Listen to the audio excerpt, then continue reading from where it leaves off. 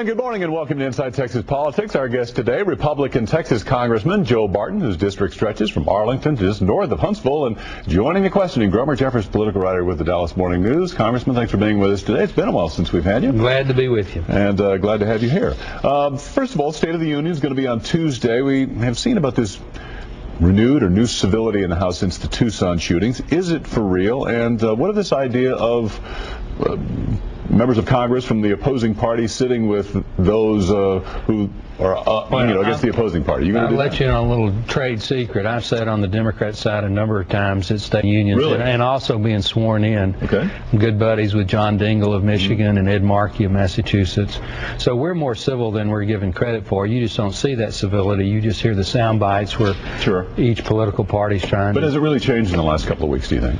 I think it actually has a little bit. I know in my statement on the floor on the health care bill, I thought carefully about the language that I used. I didn't want to use some of the more militant language that we normally use in those types of situations. Militant language, huh? That's what you call it. Well, you turn down the decibels some. You think about it, and you're always trying to take the high ground, or attack the opponent's position, or take no prisoners. And former Senator Lloyd Benson talked about politics being a contact sport here in Texas. So just the terminology tends to be militaristic or combative. And you mentioned health care.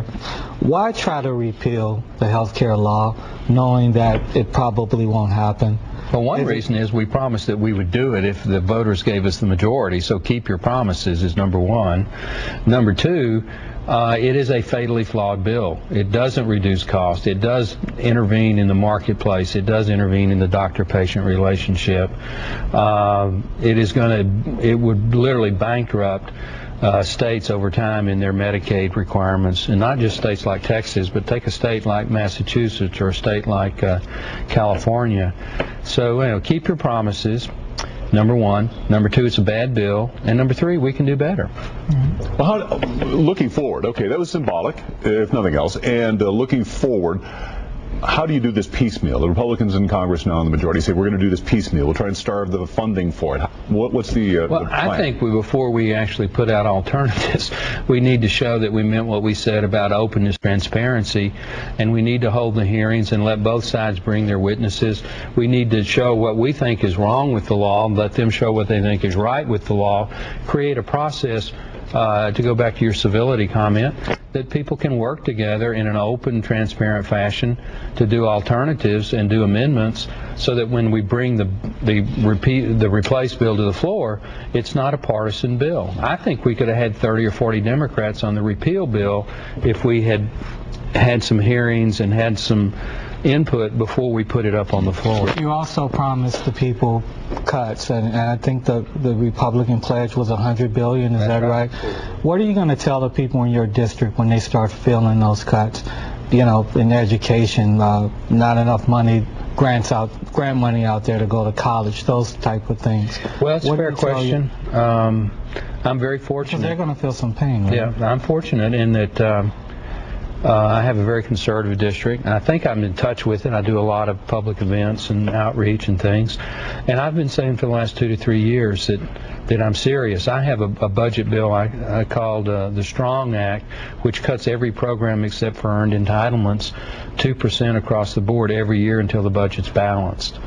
And people will feel it, but if you're part of a process that gets us to a balanced budget, and they see that we're going to bring spending back down into line with its historical level, which is around 18 or 19% of gross domestic national product, I think they'll go along with it. People get upset if I'm cutting your program, but I'm not cutting your program, or if I'm exempting myself. That's what they get upset at. If we're doing everything consistently, it's like a family. If the husband or the wife loses their job and they have to, tighten the belts and the budget of the family, all the family is it, and they all respect that, you know, mom or dad's going to try to get another job or get back to work, but in the meantime, everybody's going to have to do a little bit with less. In the time remaining, I want to talk to you about the EPA and this ongoing fight with the state of Texas. You've indicated you're going to file a bill blocking EPA from enforcing these greenhouse gas emissions like carbon dioxide in Texas industries, but what really are the chances of that passing, considering that Texas right now is the only state that is refusing to issue greenhouse gas permits? Therefore, the EPA has to step in with the authorization of the Supreme Court from that 2007 ruling that it can do so. God bless Texas. The EPA, in my opinion, doesn't have the authority to regulate greenhouse gases. They were never intended. The Supreme Court said it does. Well, the Supreme Court's wrong, with all due respect to my friends on the Supreme Court. It was a 5-4 decision in Massachusetts versus EPA that said the Clean Air Act didn't say CO2 wasn't a regulated pollutant, so it might be. The Obama EPA then did an endangerment finding within 30 days of coming into office, where the political people in the White House said, we don't care what the facts are, we want you to issue that endangerment But had the Bush finding. administration already been moving in that The Bush direction? administration had started the process to investigate it, as required by the Supreme Court decision.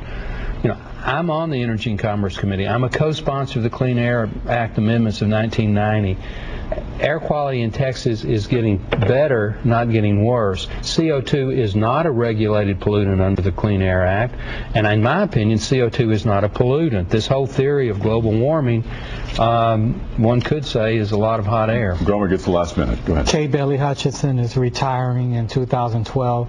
I know your name has been out there as a potential successor. Will you run for Senate? Well, will I run? I don't know. Am I thinking about running? Yes, I am. I came in 92 when Kay won. I was the number 2 Republican to her. My name ID is still pretty good. I've got the experience. My wife and I are talking about it, and it is a family decision, because you can't run statewide and serve statewide unless your family is totally supportive. Are you going to bring down the BCS?